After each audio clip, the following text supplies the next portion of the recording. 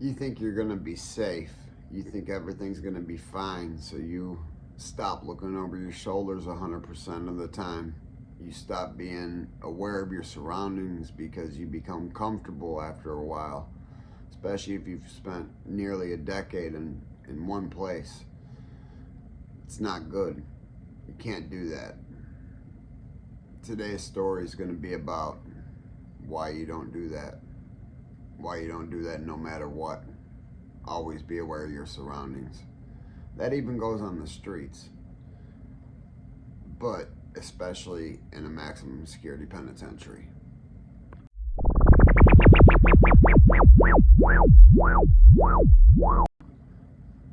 Welcome back to another episode in 8G219 to help it back and better. Hope everybody's doing okay today. It's Thursday. I'm not sure the date, doesn't really matter. It's Thursday. Got rained out from work today, so I'm able to get a story to you guys pretty early today. And as you saw in the intro, I'm going to explain why you never stop watching your back. Why you never stop being aware of your surroundings 100% of the time. Today's story involves a gentleman named Daniel Heflin. They called him Gordo, so that's what I'm going to refer to him as. I didn't know Gordo, but I have a friend, we're going to call her Mary. Mary had been involved with Gordo prior to the incident that caused him to go to the penitentiary.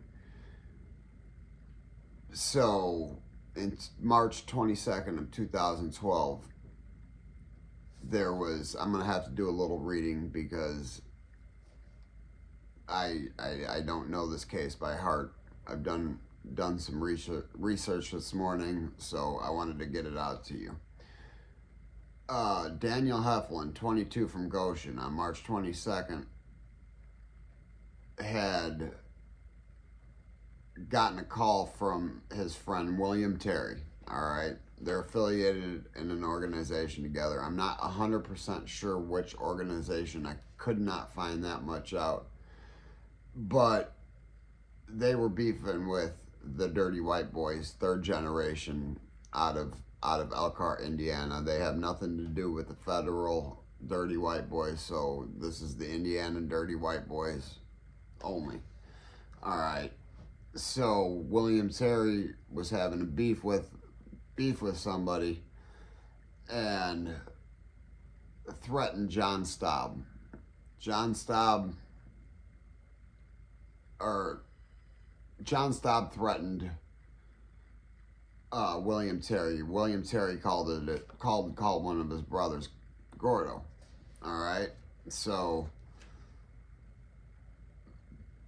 they piled. Gordo's on his way with William Terry, and they spot the truck where John Staub, James Staub, and David Goebel were in a Dodge pickup truck, and whatever led into it, Gordo opened fire on the truck, killing one, John Staub, and striking the other, David Goebel. And a few months later, in August, he pled guilty to murder and attempted murder, and he was sentenced to a 90-year and a 30-year sentence, but to be ran concurrent, so 90 years. But again, in Indiana, remember, 50% of your time, so that meant he's required to serve 45 years. He could get some time cuts and stuff like that. So the man had an out date, but there he goes, Indiana State Prison. All right. This is all over some gang affiliated. I'm not sure 100% of what happened because I've not been reached out to anybody that I've tried to contact. I've tried to contact James Staub and David Goebel, but I haven't been reached back. So Daniel Heflin in January of 2021, almost a decade into his bid, was in his cell which was 6 to 12 feet away from the guard shack. Not very far. So that means you had the shower, the guard shack. It was lined up. The guard shack's in the front. Then there's a row of cells, but it's 5 floors high. So I'm not sure exactly how many cells in that specific cell house, because I believe it happened in C Cell House, which is the largest cell house in the state of Indiana. It's a big long range, and there's 5 floors, and there's 2 sides. So basically 10 ranges, and there's a camera at each end pointing in. So at the guard shack, pointing down the range, we're right at his cell, one of the first 2 cells, because you've got the shower and then the cells start. All right, the shower is not very big. It's the size of maybe 2 cells, maybe 1.5 cells. I'm not 100% sure. It's not a very big shower. It's got 2 shower heads in it. It's a very small shower. Very unsafe to go in there unless you have a lookout too, especially if you've got some beef going on. But anyways, Gordo was carrying on his business, doing his time, and from what I understand, he was very loving. He had 2 sons.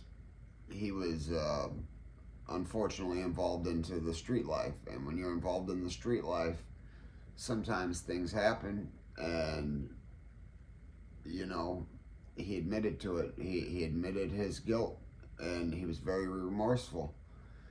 At least that's what reports say, and his lawyer said he's going to be remorseful in 10 years, 20 years. He's going to be remorseful till the day he dies. He's cried. He was very remorseful, not just because he left his kids behind, but taking a life is not an easy thing for some people to do. Some people can take a life and go eat a mustard biscuit afterwards. It's just, every man's different, and every man deals with trauma different, and Gordo accepted his responsibility in this crime. Gordo opened fire. He admitted it, pleaded guilty, and was serving his sentence. 8, 9 years in, almost 10, Gordo walks into his cell. 3 black males run in his cell, stab him to death, and they get out. Nobody's ever been charged. There were suspects, but nobody's ever been charged with Gordo's murder. Unfortunately, it's a sad situation, but the fact that he was that close to the guard shack and the camera's that close just shows you the lack of care in the Indiana prison systems. 3 people got away with murder. And I'm not saying Gordo was a great person. He committed a murder, and he was serving his punishment. His punishment wasn't to be stabbed to death, and I'm not sure what he was even stabbed to death for. It could have been retaliation from the dirty white boys, because in Indiana there's a lot of dirty white boys, and in Indiana State Prison, maximum security, there's lifers. There's a lot of dirty white boys doing life behind the wall, or doing 60, 70 years behind the wall. And if it's after 2014, that means they've been charged and convicted of a violent offense. They're serving 85%, not 50%, as in Gordo's situation. So it can happen. It can happen. You never stop watching your surroundings. But I'm going to get into how many people this has affected. Because of a little tussle, the fight started over a girl, and it was between there was an argument with one of them and a girl, and it had all started between a dispute between William Terry and David Goebel. So not even Gordo. Gordo had nothing to do with the original dispute. But because Gordo's brother called him, William Terry called Gordo, yo bro, I need you. And Gordo sees a truck with three people in it. They're making threats against William's life. So shit got real. You know, when shit gets real, shit gets real. And Gordo opened fire. And regretfully, you know, my friend Mary, she's gonna be forever traumatized by this. You know, although they weren't together at the time, they remained friends. They had a good relationship.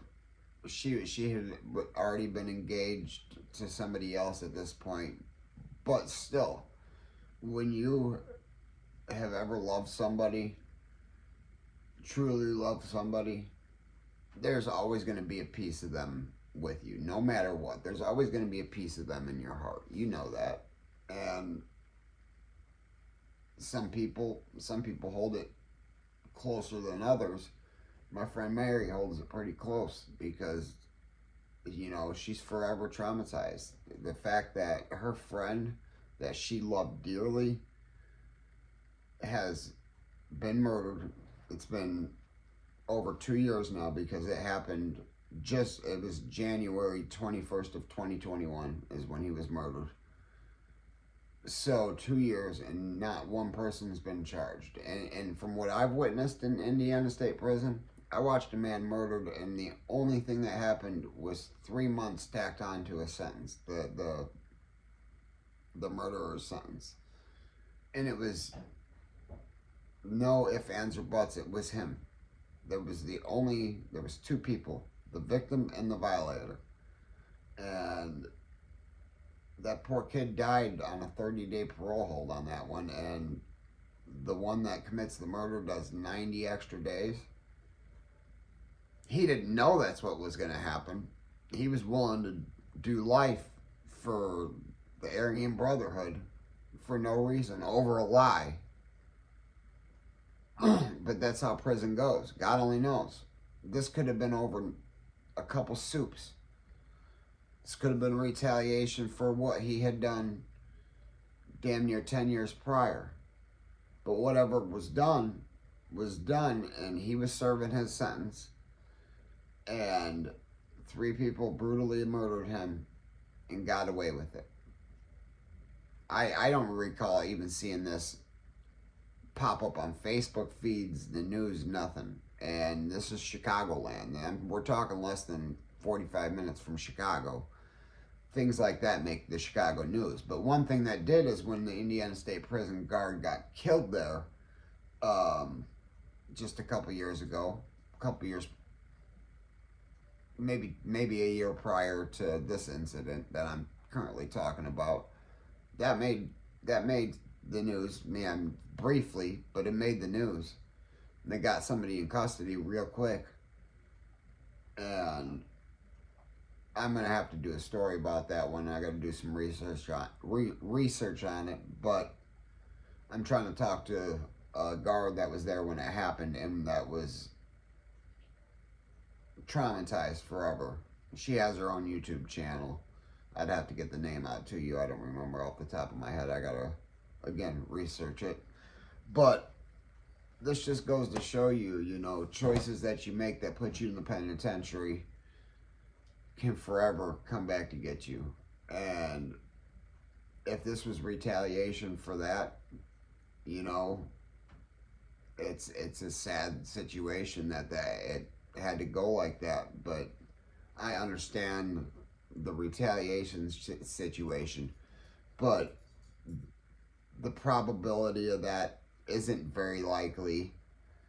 It's, you know, probably 20%, but not as likely as a lot of people would think, because the dirty white boys are respected, but they're not as respected as they are in the federal system. They're not as respected in Michigan City as they would like to be.